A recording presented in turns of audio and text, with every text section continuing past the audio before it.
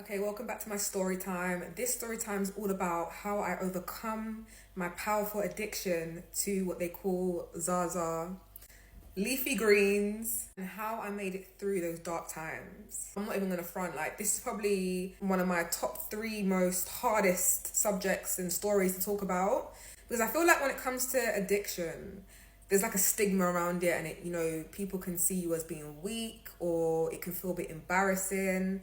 And so I'm actually facing my fears in this video. Hopefully anyone that's going through similar or the same situations as me can be filled with more strength to know that if I can overcome things like this in life, so can you. Now, addiction is one of the hardest tests in life. I feel like there's addiction everywhere. We can become addicted to food, people, places, or phones. So I feel like anyone that does struggle with any form of addiction is going through a major challenge and a test in life.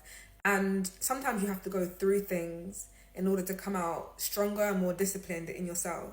Now, when I was in high school, I tried those leafy greens for the first time in the secret smoking area in my school. I literally assumed it was a form of cigarette, and I took it off my friend and just started smoking it like there was no tomorrow. Shortly after I smoked, I started bugging out, telling people that I didn't feel like I was even in my body right now. Without even looking in the mirror, I went straight to my classroom, took one glance at my teacher, she stared at me, knew something was out of character with me, took me outside and basically sent me home. I was so trippy because I felt so uncomfortable.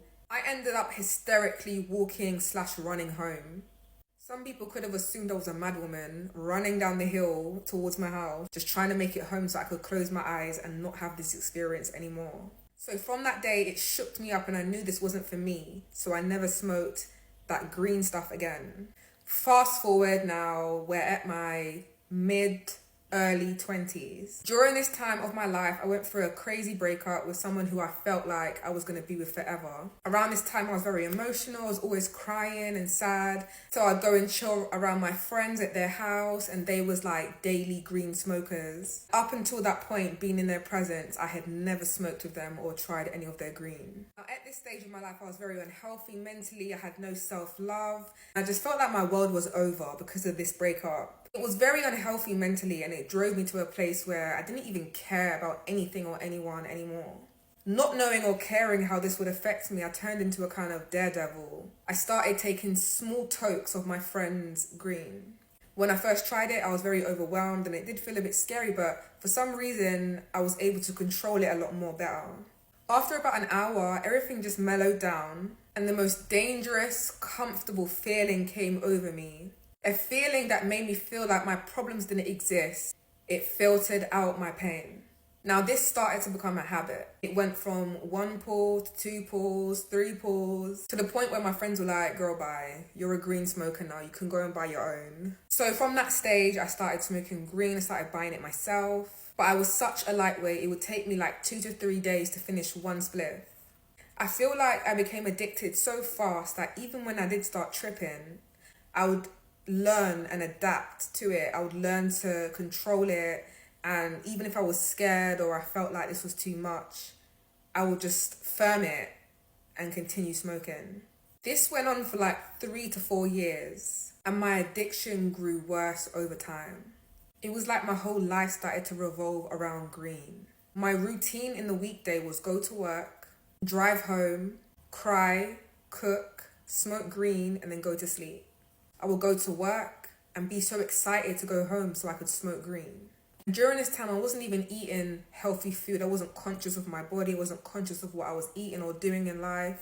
My personality was fading away to the point where I no longer knew who I was or how to act anymore.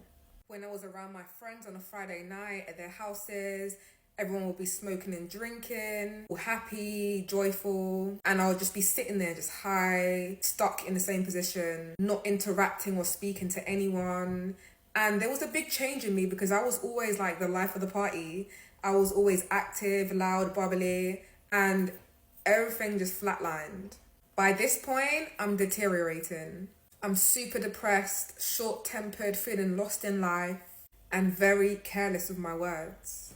Now, things started getting out of hand when I was stealing weed when I had the opportunity, or I was telling people that I would pay them back knowing full well I wouldn't. I lost my license, lost properties that I was staying in. If someone didn't have green in the ends, I would travel far and wide to get some. And if I didn't have it, I wouldn't be able to function or eat. Because of my income, I was able to keep up with this unhealthy habit, even if I didn't want to spend the money. I went through a crazy pattern of behavior where I would stop smoking and then I would start smoking again. Or I'd buy Cali and then I'd throw it out the window.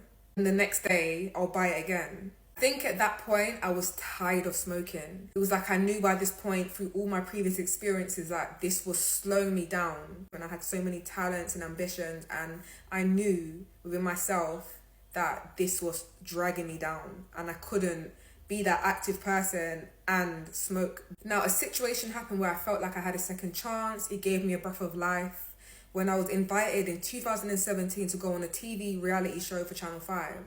At this point, I wasn't talking to any of my friends when I went on TV. I wasn't talking to any of my family, and I only had one person who I thought was a friend that was in my life who happened to be sending me spiritual attacks and black magic.